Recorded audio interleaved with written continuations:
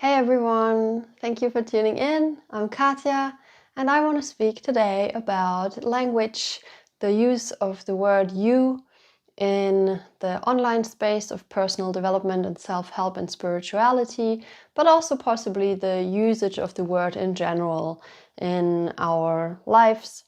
And so what I've come to notice is that this word you is in the spiritual self-help personal development context is often being used in a way where it feels patronizing to me as a reader or as a listener. And an example is that some person might write or say in their video, you should meditate like this every day for 100 days and then you will feel like this and that. Or if you don't stop doing this, your life will go in this direction. So like it feels very commanding to me. And there's a couple of different aspects that I don't like about the usage of this word you. For one, I think it energetically creates a sense of separation. It kind of puts the person who says the you thing, it puts them on in this kind of separate field.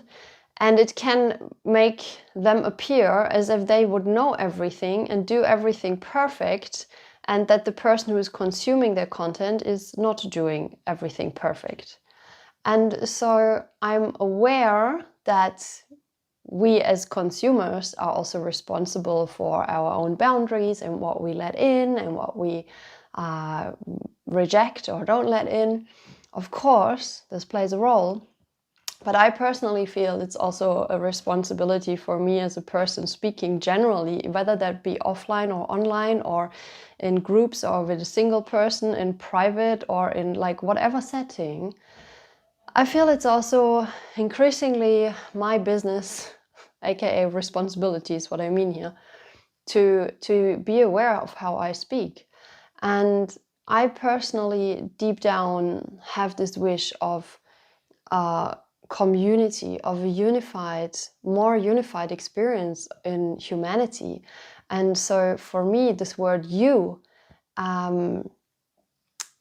if it's being used in this way of describing an experience, like again, for example, if I say, if you go running every day, you're gonna feel better. I prefer personally to say, if I go running, I feel better.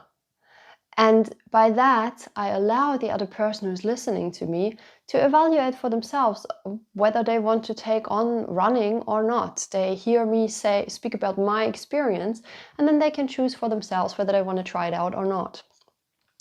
And so if I say I'm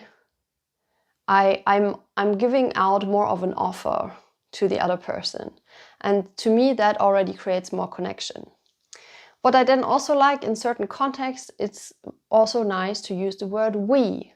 So in both cases, it's the first person singular and plural for the grammatic nerds.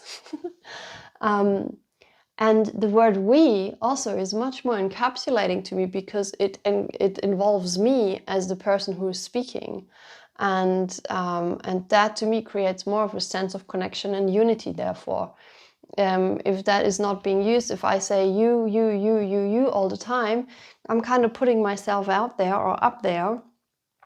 Or yeah, of course, whether I'm up there or down there or wherever is also a projection of people, but still, I feel like it's a responsibility to be aware of how I speak there. So we creates more of a sense of connection and unity and eye-to-eye meeting.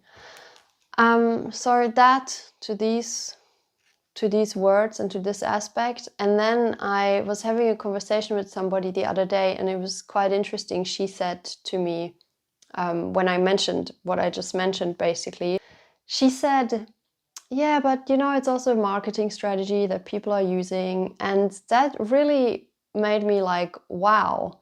And I thought, yes, it's true.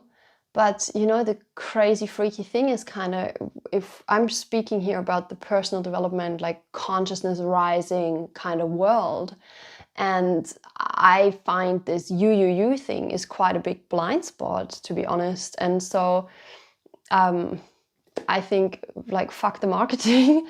It's about being human as a soul, of course, but it's about being human, and it's about meeting each other more eye to eye. And to me, using the words we and I, it feels more humble as well.